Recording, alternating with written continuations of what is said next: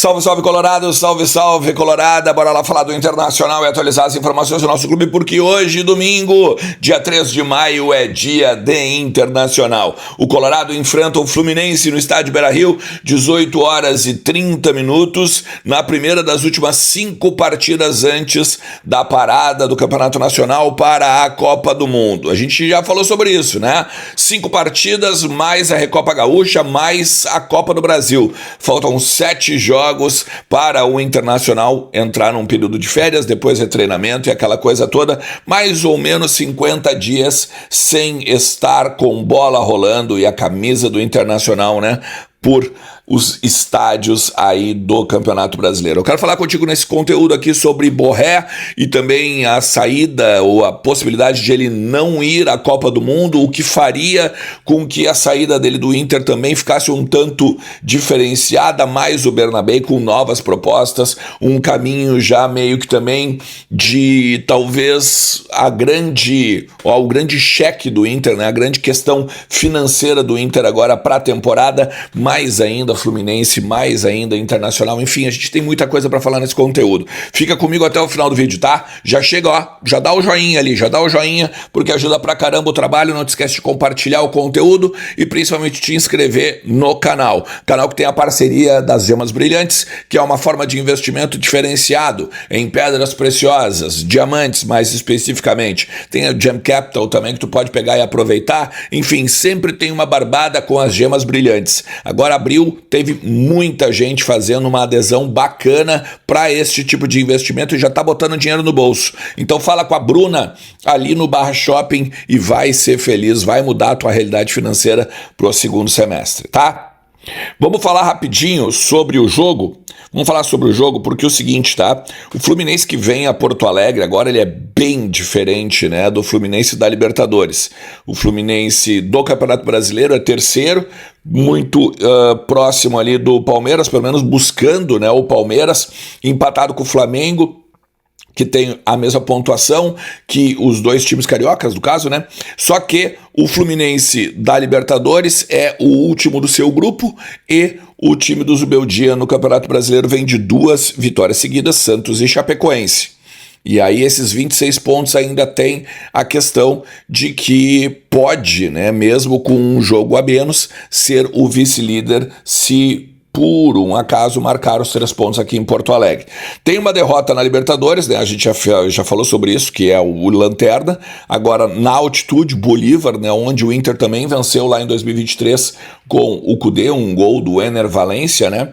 Mas a tendência é que tem um time um tanto diferenciado da Libertadores agora, tá? O Samuel Xavier, né, deve ser um dos 3 zagueiros, porque a ideia é Fábio, Samuel Xavier, Gemes e Freitas, mais o Arana. O Bernal, o Hércules, o Savarino, o Canóbio e o Soteldo. E aí o John Kennedy lá na frente. O Zubeldia, ele no Campeonato Brasileiro não corre riscos, mas se não classificar na Libertadores pode ser demitido. Então essa pressão também pode ser muito boa para o Internacional, que vem, como eu disse ontem, com algumas dúvidas. Lateral esquerda, principalmente, a trinca de volantes, ou ali o meio-campo, mais a questão Rafael Borré e Alan Patrick. Se começam os dois no banco ou então no 11 inicial, a tendência, em cima de tudo que conversei, ainda acho que o Bernabé vai jogar no meio e não como lateral esquerdo, principalmente em cima da velocidade dos jogadores do Fluminense. Tem o John Kennedy, como eu falei, também tem o Canóbio, que sempre também apronta para o lado do Internacional. O Soteldo, eu acho que o Zubeldia vai botar uma linha defensiva um pouco mais sólida, com o Bruno Gomes, o Félix Torres, o Victor Gabriel e o Matheus Bahia. Acho que ele joga o Bernabé para frente. E aí vai botar o Vijagra, o Bernabé e o Bruno Henrique, o Carboneiro por um lado, o Vitinho ou o Alex pelo outro, e aí o Alejandro lá na frente. Fica a cadência de jogo com o Alan Patrick e até com o Rafael Santos Borré para um segundo tempo, tá? Só que a questão é a seguinte, tem uns bastidores aí envolvendo o Bernabé e envolvendo o Borré. Primeiro, o colombiano, né?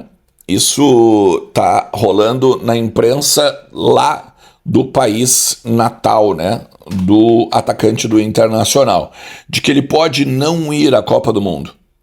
Não indo à Copa do Mundo, ele teria, primeiro, um decréscimo de mercado, considerável. O Inter acredita que ele, indo para o campeonato de seleções, ainda tem possibilidade de venda com um valor um tanto mais alto do que o normal. Se ele não for, daí, quem sabe até antes mesmo de encerrar a competição, o Inter pode meio que dar uma ideia do que vai fazer com ele. Porque é o seguinte, a conversa que houve na última semana era, cara, durante a Copa a gente para e conversa com o teu empresário e começa a organizar as coisas. Quando acabar os jogos da tua seleção, quando tu voltar aqui e estiver mais tranquilo, a gente vai e conversa para uma questão de liberação. Aí seja onde tu quiser, River Plate, Cruz Azul ou outro mercado, quem sabe um mercado árabe, enfim. A ideia do Inter é enxugar a folha e principalmente usar jogadores com o Pesolano no segundo semestre, que o custo-benefício seja melhor do que o com Borré, né? A gente fala já várias vezes, 1.800.000, o que hoje ele representa para o Inter não corresponde a esse valor e o Inter precisa dessa grana principalmente para o segundo semestre. Fabinho já falou, inclusive, que vai enxugar o número de jogadores porque só vai ter basicamente Campeonato Brasileiro. E aí tu vai ter, de repente, um que outro jogo de Copa do Brasil, mas um jogo de Copa do Brasil é tranquilo. Agora, no primeiro semestre, precisava do grupo um pouco mais longo ou largo, né? Não tão curto, porque tinha Campeonato Gaúcho, mais ainda a Copa do Brasil, mais o Campeonato Brasileiro, e até em paralelo, né, com o estadual, mais a Copa do Brasil e agora até a Recopa no meio da semana, que o Inter já falou que vai jogar com um time misto entre reservas e sub-20, tá aqui em cima, depois tu recupera, peguei e falei sobre isso ontem, tá?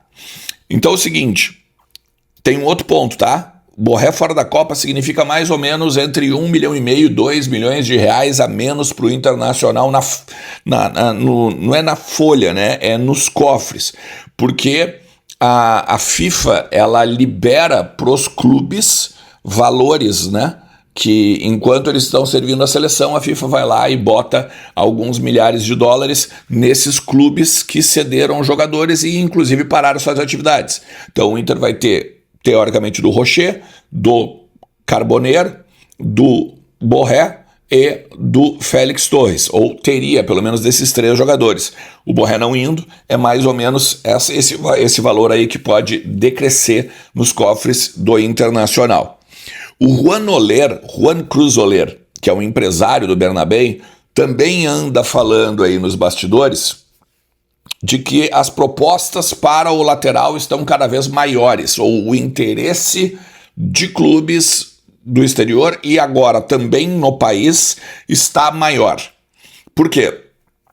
Lembra lá atrás quando o Inter pegou o Bernabéu por empréstimo, daí tinha que comprar, ele que ficou, né, fazendo meio campo com o Celtic e tal, e aí do nada apareceu uma proposta do Palmeiras, né? Não, o Palmeiras quer levar. Bom, o Palmeiras voltou, ou teria voltado à carga, segundo pessoas que circulam o Juan Cruz Oller. E aí aqui a gente tem que lembrar, o Inter venceu, entre aspas, né, a concorrência com o time paulista, porque tinha a prioridade da compra junto ao clube escocês, tinha tudo já organizado com o próprio Bernabéu, o Bernabéu queria jogar na seleção, aquela coisa toda. Agora, acabando isso, em cima das propostas, tanto do exterior quanto aqui do Brasil, o Inter daqui a pouco pode admitir fazer essa transferência. E aqui eu lembro o Maurício, quando o Inter dizia abertamente, em todos os lugares que os repórteres perguntavam, de que não venderia o jogador para clubes nacionais. E aí quando o Palmeiras veio com 8 de euros, eles olharam, não, só um pouquinho, não tem como não aproveitar esse cavalo encilhado aqui. Então, eu já falei, trouxe em primeira mão isso, inclusive, o Inter quer entre 8 e 9 de euros para começar a conversar sobre o Bernabéu. 8 de euros foi o que o Maurício levou, né?